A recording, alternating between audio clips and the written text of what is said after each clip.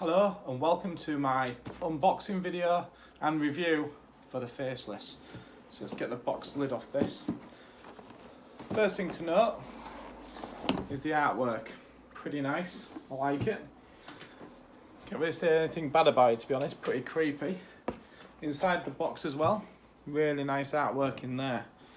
Now the first weird thing that happened when I opened this box was the amount of rule books you get with it.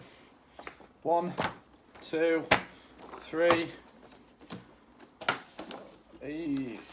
4, 5, 6 rule books. Now 5 of these are in different languages. Obviously I speak English. I don't know why I've been given an additional 5 rule books. I hope there's no one out there in a different country that's received their game and not actually got a rule book. So it's pretty odd. Here's the English rule book. Pretty good. And then you get this Ethan Green's diary. Now I thought this was a bit strange to begin with. This is just a sheet of unpunched, unprinted cardboard, and to begin with I thought that this was just a misprint, but then when you dig deep you get all of these luminous glow in the dark pieces which is supposed to put over the game box lid, I think, over the board. To be honest with you, it's a bit pointless. I would have preferred a few other things about the game to be a lot better produced and to have that waste of time. So then there's some more of this. Then we come to the board. Let's get rid of these bits. I keep the rule book out because there's a few bits in there that are tragic. So here's the board. Well, I think that represents the Dusk World itself. Here's your main game board. So this is the back. Yeah, pretty nice. And then you've got the front. So this is where you keep your cards, where you keep your memories, and then your Dusk World goes over there. So you can actually see this artwork while actually playing, which is a bit of a shame because it's actually nice. And this is double-sided as well for different difficulty levels for the scenarios, which we'll come to in a little while. So that's the board. Yeah, pretty simple really. Can't really say much else about it. And then you've got the cards. You've got all the different decks, the events, the children cards, the Billy Goat cards. There's all the different characters. There's a couple of the different characters again. You can see the artwork's pretty nice on these. And on some of the event cards, again, pretty nice. Really like the artwork. Really like the concept of the game. Unfortunately, it just falls a little bit short on a couple of issues. So when you did the pledge, you got these nice bags. So in one of these bags I've put some of the bits and pieces. So we'll run through the miniatures first. So the miniatures, that's the Billy Goat. That's the guy who's after you. And then you've got the Faceless. So there's 3 of these guys. One side's the nice side, one side's the monster side. These represent the children that have been taken by the Billy Goat.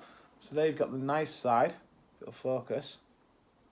And then you've got the faceless side, some kind of a pig boy there. And then you've got some guy who's like a donkey. And I think this one's like some kind of creepy cat woman. Really nice models. I think whatever I end up doing with this game, I'll definitely paint them. So the whole game's magnetic, as you probably know. These are the magnets. So one thing that I'd like to know, the artwork on the board's nice, the miniatures are nice, the artwork in the rulebook's nice, and then you get these. I mean, what is that? So the magnets go in there. Oh, 1 second.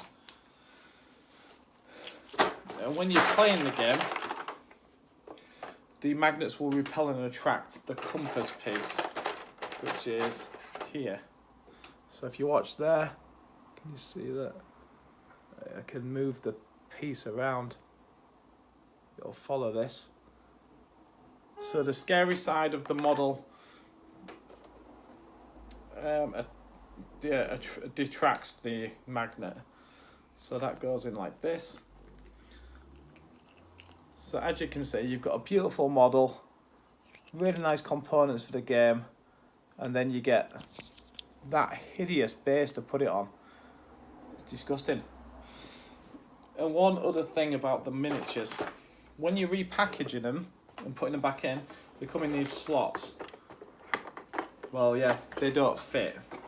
They don't fit back in with the base on, which means every time you're going to want to play this game, you're going to have to put the magnets back in, which is a bit annoying because it takes a few minutes to work out which direction you need to stick them in on. Also, problem with this game is if you look at there and you look at the size of the base is way too big for the model. Let's see if I can show you that closer up.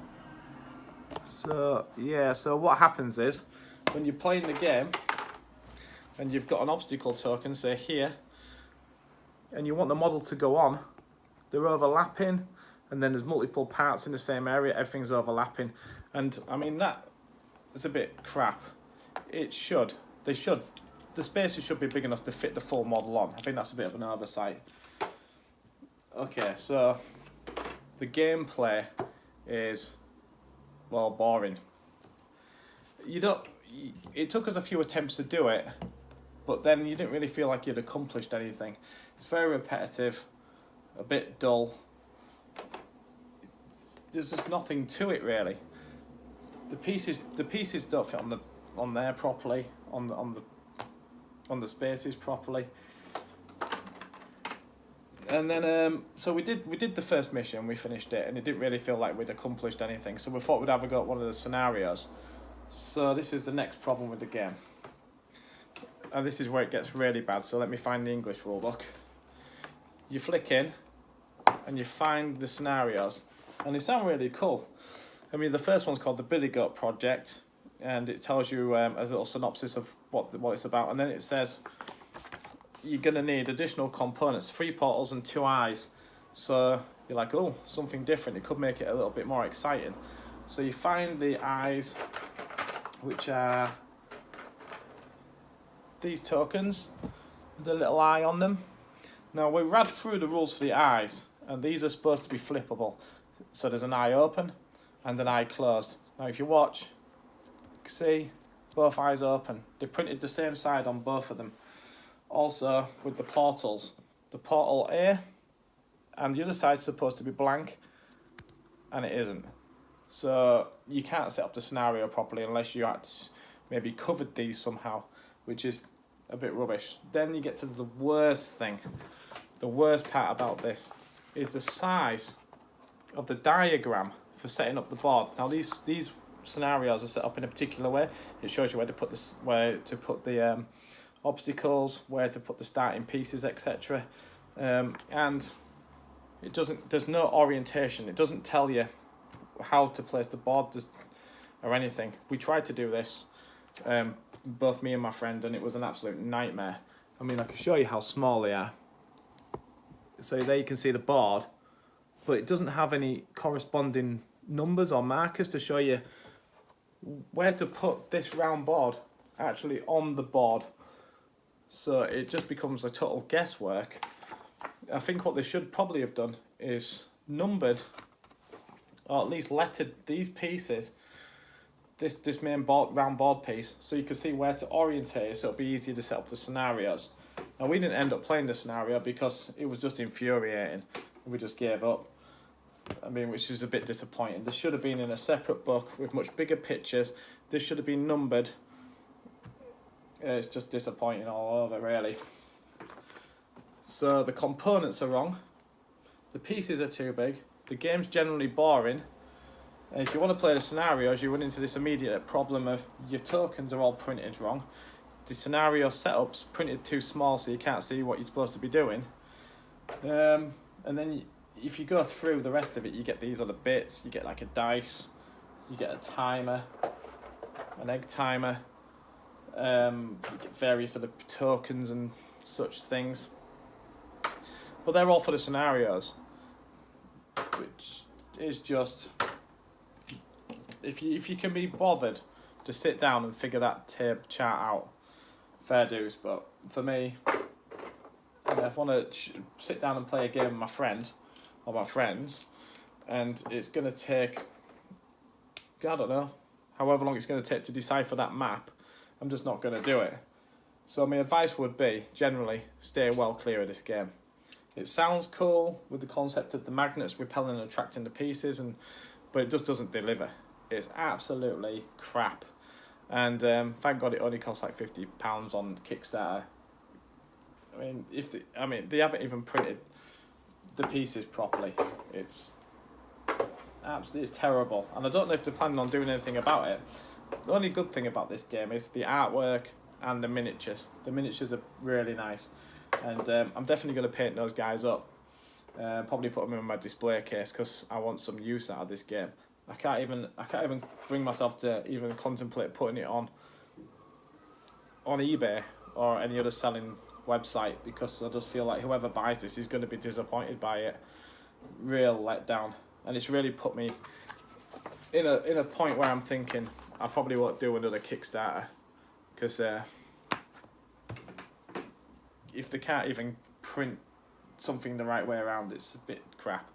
Anyway, I hope this is helpful. If you've got any questions, put them in the comments and I'll answer them for you. Thank you for watching.